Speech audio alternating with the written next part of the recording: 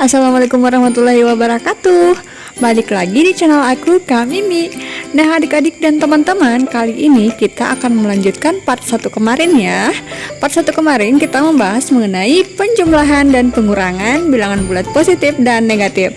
Nah di part 2 ini kita akan membahas mengenai perkalian dan pembagian bilangan bulat positif dan negatif. Tentu saja dengan cara yang mudah dan menyenangkan. Oh ya, buat adik-adik dan teman-teman yang baru nemu channel aku, sebaiknya kalian nonton part 1 dulu ya, biar kalian gak gagal paham. Dan buat adik-adik dan teman-teman yang udah komen positif, yang udah subscribe, saya mau ngucapin banyak makasih ya. Dan bagi kalian yang belum subscribe, saya mohon banget di subscribe dulu untuk membantu channel ini semakin berkembang ke depannya. Dan jangan lupa tekan tombol loncengnya juga, biar kalian gak ketinggalan info-info terbaru atau video-video terbaru dari channel Kak Mimi. Nah, tanpa berlama-lama lagi, langsung saja kita ke pembahasannya. Sebelum masuk ke contoh soal, kalian harus paham dulu aturan tanda positif dan negatif ini ya. Jika positif dikalikan dengan positif, maka hasilnya akan positif. Jika negatif dikalikan dengan negatif, maka hasilnya akan positif. Jika positif dikalikan dengan negatif, maka hasilnya akan negatif. Negatif dikalikan dengan positif, hasilnya akan negatif. Kalian perhatikan, jika tandanya sama, pasti hasilnya akan positif. Tapi, jika tandanya berbeda, maka hasilnya akan negatif. Jadi, ingat itu saja ya. Jika tandanya sama, hasilnya positif. Jika tandanya berbeda, hasilnya negatif. Dan aturan ini juga berlaku untuk pembagian ya, bukan hanya untuk perkalian saja. Oke, selanjutnya kita akan masuk ke contoh soal. Yang pertama, kita akan membahas perkalian terlebih dahulu. Oke, kita masuk ke contoh soal perkalian. Perhatikan soal pertama, 5 dikali 10.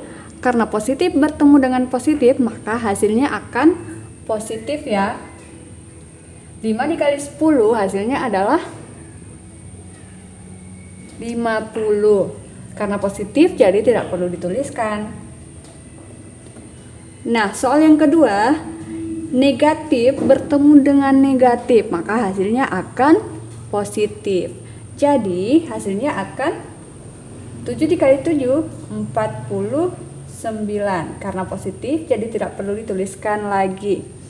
Nah, soal yang ketiga, positif dengan negatif, 10 dikali negatif 8, maka hasilnya adalah, tadi aturannya bagaimana? Jika positif bertemu dengan negatif, maka hasilnya akan negatif. 10 dikali 8 hasilnya adalah 80. Nah, soal yang terakhir, negatif 9 dikali 5. Negatif bertemu dengan positif, maka hasilnya akan negatif karena tandanya berbeda. Jadi hasilnya adalah negatif 45. Oke, mengerti adik-adik? Oke, selanjutnya kita masuk ke contoh soal pembagian. Soal yang pertama, perhatikan 20 dibagi 10.